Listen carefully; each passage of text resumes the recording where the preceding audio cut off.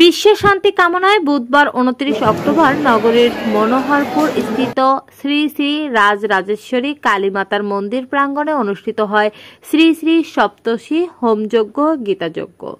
আমাদের কুমিল্লা প্রতিনিধি তাপস চন্দ্র সরকার এর পাঠানো তথ্য ভিডিও চিত্রে বিস্তারিত ডেস্ক রিপোর্টে। এ উপলক্ষে সকাল 9টায় শ্রী শ্রী সপ্তর্ষি হোমযজ্ঞ গীতাযজ্ঞ শুভারম্ভ। দুপুরবেলা ভোগ বিরাগ শেষে উৎসবে আগত ভক্ত শ্রোতার মাঝে মহাপ্রসাদ বিতরণ করা হয়। এরপর বিকেলবেলা শ্রী শ্রী সপ্তর্ষি হোমযজ্ঞ গীতাযজ্ঞ পূর্ণাহতি এবং সন্ধ্যায় শ্রী শ্রী রাজরাজেশ্বরী গীতা শিক্ষালয়ের পরিবেশনায় সাংস্কৃতিক অনুষ্ঠান অনুষ্ঠিত হয়। তদুপলক্ষে মন্দিরের দুপাশে মেলা বসেছে। মেলায় মানুষের উপস্থিতি ছিল চোখে পড়ার মতো।